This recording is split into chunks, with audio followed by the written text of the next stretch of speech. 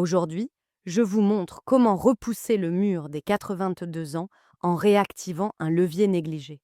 Le contact et le plaisir physique, chez soi, sans médicaments, pour raviver sommeil, mémoire et énergie. Si l'intimité vous semble plus de votre âge, si la pudeur vous a éloigné de votre corps, vous n'êtes pas seul. Ce n'est pas votre faute. Se priver de sensations épuise le corps et le moral. Bonne nouvelle, une voie simple existe même si vous vivez seul. Je suis le docteur Camille Dubois, urologue et spécialiste de la santé masculine. Maintenant, je vous guide dans la méthode de restauration. Restez avec moi. Le marqueur silencieux ignoré, 2 erreurs à éviter absolument, et une micro-habitude de 90 secondes à commencer ce soir. Rupture avec le plaisir physique. Beaucoup d'hommes passent un cap sans s'en apercevoir. Ils arrêtent peu à peu les gestes simples qui nourrissaient leur corps, les caresses tendres avec leur partenaire, les moments de contact peau contre peau. Même les embrassades et les auto-attouchements doux deviennent rares. Au début, rien ne semble changer. On se dit que c'est l'âge, que le travail est fini, que la retraite calme les élans.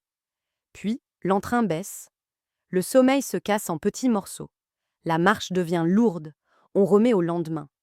Et le lendemain s'étire en semaines. Cette distance avec le plaisir n'est pas neutre. C'est comme si on fermait peu à peu les robinets de la maison. La chaleur baisse, la circulation s'essouffle, et tout l'intérieur se refroidit. Ce détachement vient souvent d'une honte ancienne. Un message martelé pendant des années. L'intimité, c'est pour les jeunes. À ton âge, ce n'est plus digne. Ces phrases nichent dans la tête et finissent par couper le corps de sa source d'énergie. Résultat, le moral s'use. La motivation s'effiloche. Et quand on s'isole du plaisir, on s'isole aussi du monde. Moins d'invitations, moins de rires, moins de projets. Le cœur devient prudent, le regard se fait terne. Vous avez peut-être déjà remarqué cette petite voix qui dit « Laisse tomber, ce n'est pas pour toi ». Cette voix ment. Sur le plan physique, l'absence de stimulation fait comme un hiver installé en permanence. Le sang circule moins bien. Les nerfs répondent plus lentement. Le corps perd son ressort. Les nuits sont tachées. On se réveille fatigué, un peu grognon, sans élan.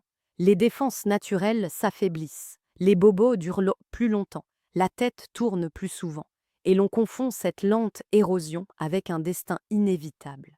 Pourtant, c'est souvent une conséquence d'un manque de contact et de plaisir, pas une fatalité liée à la date de naissance. Dans mon cabinet, j'ai vu des hommes retrouver de petites étincelles en quelques semaines. Pas des miracles de cinéma. Des changements concrets. Un réveil plus frais. Une marche plus souple. Une envie de cuisiner un plat simple. Tout a commencé lorsqu'ils ont rouvert la porte du plaisir sans honte. Ils ont réalisé que leur corps n'était pas cassé. Il était juste en attente d'attention, comme une plante qu'on avait oubliée au coin du balcon. On la tourne vers la lumière, on l'arrose et elle repart. Si on ignore cette cause silencieuse, le risque est de glisser sans s'en rendre compte. D'un jour à l'autre, on se trouve à bout de souffle devant l'escalier. On refuse une promenade parce qu'on ne se sent pas en forme. On oublie des mots simples, on perd du terrain. Et parfois, la vie s'arrête plus tôt que prévu. Non pas à cause d'un grand drame visible, mais parce que la source a été fermée trop longtemps.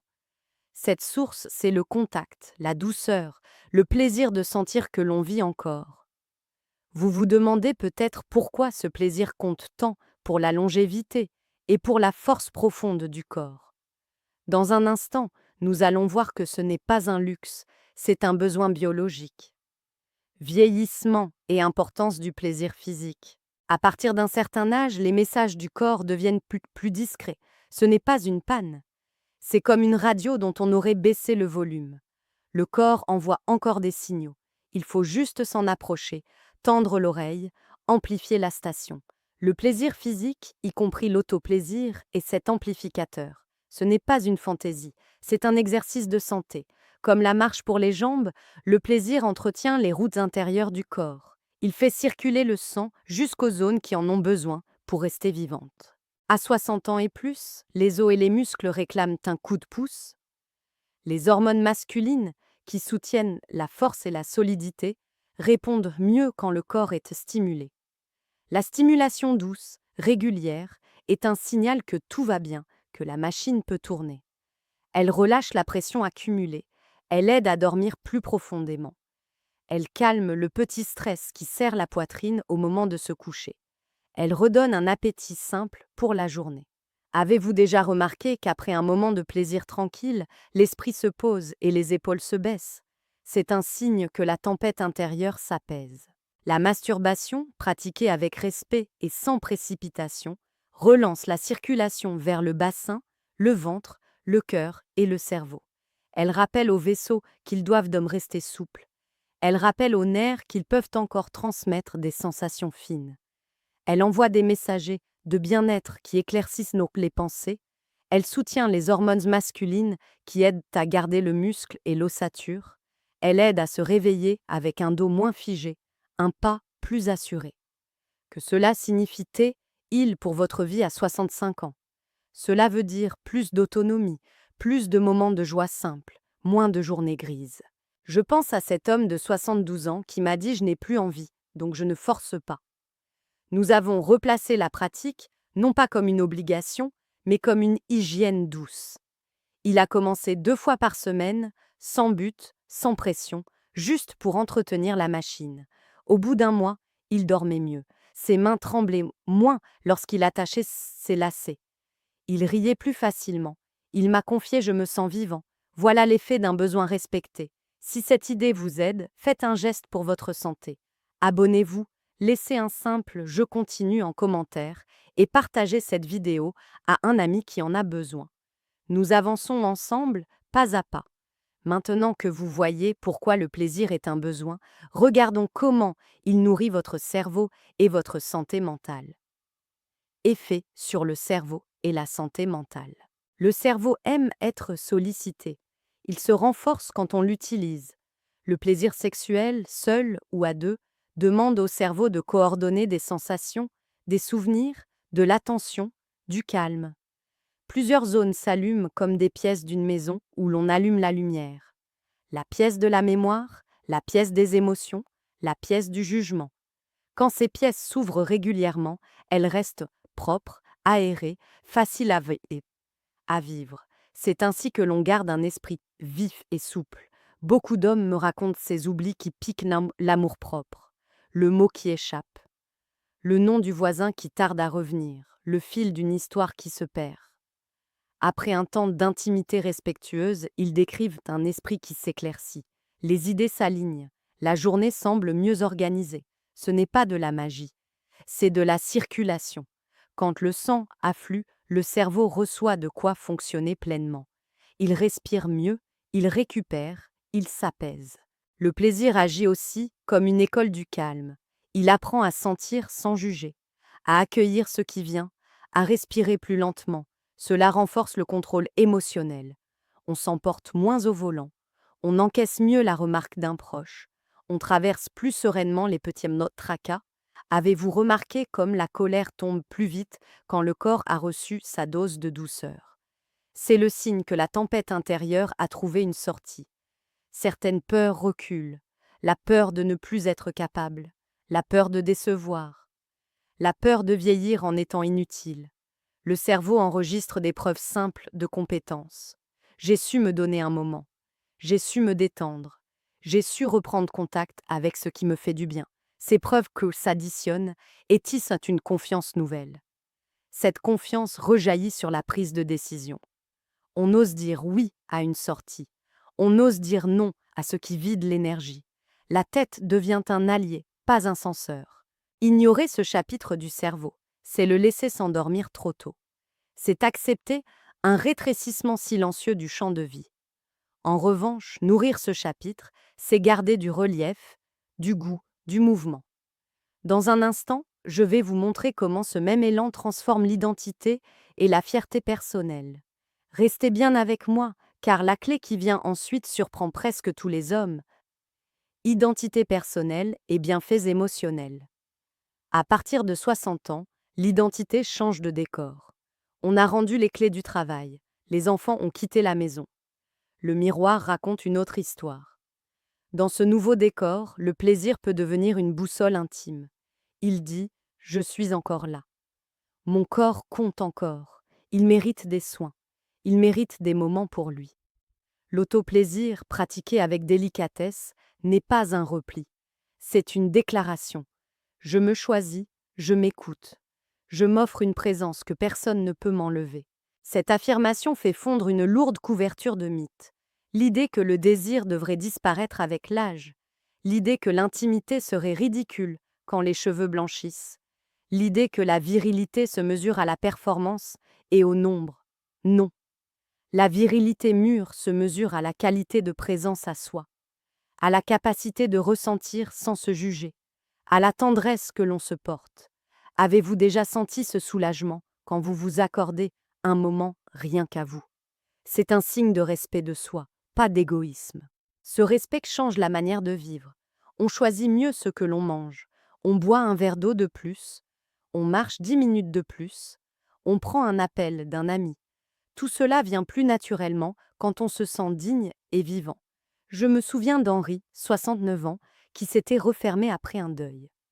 En apprenant à renouer avec des gestes simples de plaisir, il a retrouvé l'envie de cuisiner pour lui, puis l'envie d'acheter une chemise qui lui plaisait, puis l'envie d'accepter une invitation, pas de grands sauts, des pas modestes.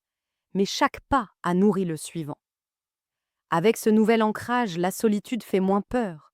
Le regard des autres pèse moins. On cesse de se comparer. On joue sa propre partition. Le matin, on se lève avec un but clair. Prendre soin de soi, sentir, vivre. Et lorsqu'une baisse survient, on sait quoi faire. On a un outil concret sous la main. C'est une forme d'assurance. Elle n'empêche pas les jours de pluie, mais elle offre un toit solide. Beaucoup d'hommes me disent « J'aurais aimé entendre cela il y a 20 ans ». La bonne nouvelle, c'est qu'il n'est jamais trop tard. Le corps s'adapte, l'identité aussi. Et pour vous aider à avancer sans vous perdre, je vais vous dévoiler maintenant les blocages les plus fréquents et comment les dénouer en douceur. Croyances sociales et blocages mentaux. Grandir avec l'idée que l'énergie sexuelle doit être gardée comme un trésor au fond d'un coffre a laissé des traces. On entend encore cette phrase dans les clubs, dans les repas de famille. Garde ta force, ne la dépense pas. Mais le corps n'est pas un coffre fermé, c'est un moulin. Il a besoin d'eau pour tourner. Si l'eau reste immobile, elle croupit. Lorsque l'on entretient une activité régulière, calme et respectueuse, le moulin tourne à sa vitesse et tout le village en bénéficie. Le cœur, le sommeil, l'humeur, la souplesse. Un autre blocage vient de la honte. Une honte apprise à l'école, à l'église, parfois à la maison. L'autoplaisir aurait été une faute. Alors on se juge encore aujourd'hui. On se punit en se privant. Et l'on appelle cela sagesse. C'est une confusion coûteuse. La sagesse, c'est de distinguer ce qui nous fait du bien de ce qui nous abîme. Le plaisir bien choisi nous répare. Il ne nous abaisse pas. Avez-vous déjà ressenti ce petit nœud au ventre quand vous vous autorisez un moment pour vous? Il vient d'une vieille règle. Elle peut être remplacée par une règle plus juste. Je me respecte, donc je prends soin de mon corps. La peur de perdre sa vigueur en se faisant plaisir est un mirage. Dans la réalité, l'entraînement régulier prépare le terrain. Comme on échauffe un moteur pour qu'il soit prêt au départ. Les circuits s'habituent. Les sensations se affinent. Les réactions deviennent plus fiables. De nombreux hommes me confient qu'après quelques semaines de pratique douce, ils se sentent plus solides dans l'intimité avec leur partenaire, plus présents, moins obsédés par le résultat, plus à l'écoute. Ces croyances ont aussi un coût social. Elles vous coupent d'échanges sincères. Elles vous empêchent de demander de l'aide. Elles vous enferment dans une fierté qui isole. Or, reconnaître un besoin n'est pas un aveu de faiblesse. C'est un signe de maturité. C'est dire « je veux vivre longtemps et bien, et je prends les moyens simples pour y parvenir ». Le courage n'est pas la privation, c'est la cohérence. Si l'on ferme les yeux sur ces blocages, la vie se rétrécit. Si l'on les regarde en face, ils perdent de leur pouvoir. Vous n'avez pas à convaincre tout le monde. Vous avez juste à vous autoriser. Maintenant que nous avons écarté les mythes, je vais vous montrer comment votre santé intime et votre santé globale se nourrissent l'une l'autre, très concrètement. Lien entre sexualité et santé globale. Imaginez votre santé comme une toile. Chaque fil est relié aux autres. Le sommeil tient au moral. Le moral tient à la vitalité. La vitalité tient à la circulation. Et la circulation tient aussi à la manière dont vous stimulez votre corps. Quand un fil se rompt, la toile se détend. Quand un fil était retendu, la toile gagne en solidité. La sexualité n'est pas un fil à part, c'est un fil central qui renforce le dessin tout entier. Quand la vie intime est nourrie, plusieurs choses s'alignent. Le cœur travaille à un rythme plus doux, la respiration s'apaise, les muscles reçoivent un message de disponibilité. Les articulations grincent moins parce que le corps se réchauffe de l'intérieur. La peau s'oxygène mieux, le regard s'éclaire. Et la tête se libère des micro-tensions qui nous fatiguent, sans qu'on s'en rende compte. Avez-vous remarqué comme tout paraît plus faisable après une bonne nuit et un moment de plaisir tranquille? C'est que la toile a été retendue. À l'inverse, quand on se coupe de ce fil, d'autres fils fatiguent. On grignote plus, on bouge moins, on dort mal, on s'irrite, le cercle devient vicieux. On se dit « je n'ai plus envie parce que je vieillis », mais c'est souvent l'inverse. On vieillit plus vite parce que l'on a laissé l'envie s'éteindre. La bonne nouvelle, c'est que le cercle peut tourner dans l'autre sens. Il suffit de rallumer un point, le reste suit. Petit à petit, sans se brusquer. Reconnaître que la sexualité fait partie de la santé globale, c'est reprendre la main. C'est choisir une hygiène intime aussi naturelle que se brosser les dents. 2 ou 3 fois par semaine, on envoie un signal fort au corps « je compte sur toi, je t'entretiens ». Ce signal renforce la confiance. Il renforce aussi la motivation à mieux manger, à marcher, à appeler un ami. Tout est lié. Et c'est parce que tout est lié qu'un plan simple peut faire bouger l'ensemble. Vous n'avez pas besoin d'un programme compliqué. Vous avez besoin d'une méthode douce, adaptée à votre âge, à votre histoire, à votre rythme. Cette méthode existe, elle s'appelle méthode de restauration. Je vais vous la présenter maintenant, étape par étape, pour que vous puissiez commencer chez vous, en toute sécurité. Méthode de restauration. Cette méthode a été pensée pour les corps qui ont vécu, pas pour des corps de magazine. Elle respecte vos articulations, votre souffle, votre histoire. Son but est simple. Vous reconnecter à vos sensations sans pression et sans performance. Elle se déroule en 5 étapes faciles à mémoriser.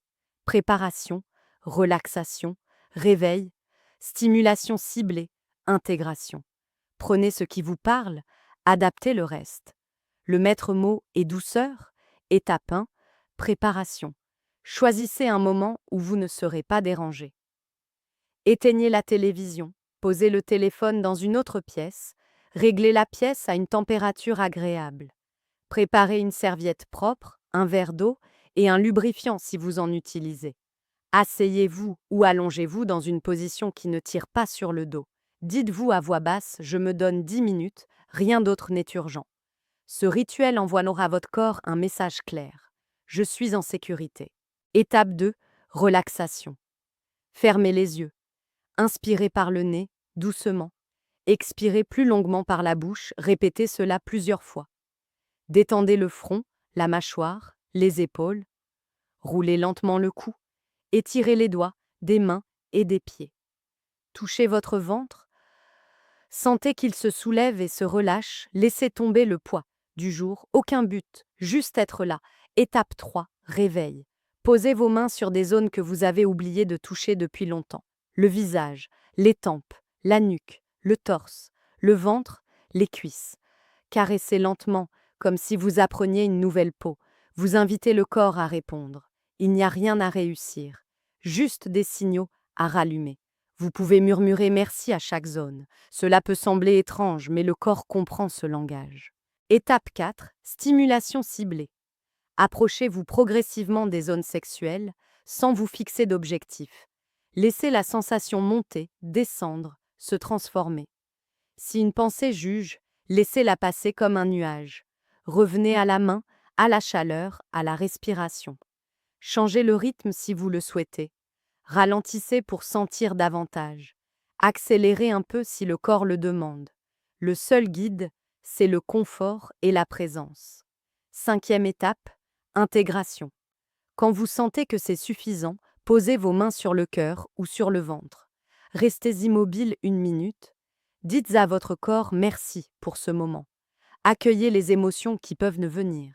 Joie, tristesse, soulagement, tout est bienvenu. Buvez un peu d'eau. Levez-vous lentement.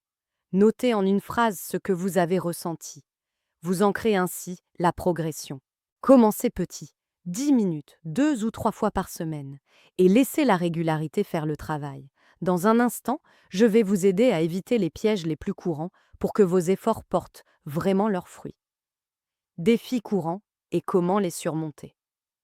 Le premier piège, ce sont les attentes irréalistes. On espère retrouver en 2 séances les sensations de 20 ans, puis on se décourage. Rappelez-vous, votre corps n'est pas cassé. Il est en train de réapprendre, comme une jambe après un plâtre. Elle ne court pas le premier jour. Elle réagit, elle chauffe, elle gagne en précision à force de petits gestes. Laissez-vous ce temps. Avez-vous déjà vu un jardin reprendre vie après l'hiver? Il ne fleurit pas d'un coup. Le bourgeonne, il prépare, puis il s'ouvre. Le deuxième piège, c'est la pression de performance. Attendre un résultat précis tend les muscles, bloque le souffle et coupe la sensation. Remplacez le résultat par le chemin. Votre mission est de rester présent à ce que vous ressentez. Pas de forcer, pas de prouver. Si une séance est tiède, elle compte quand même. Elle prépare la suivante. C'est comme arroser une plante.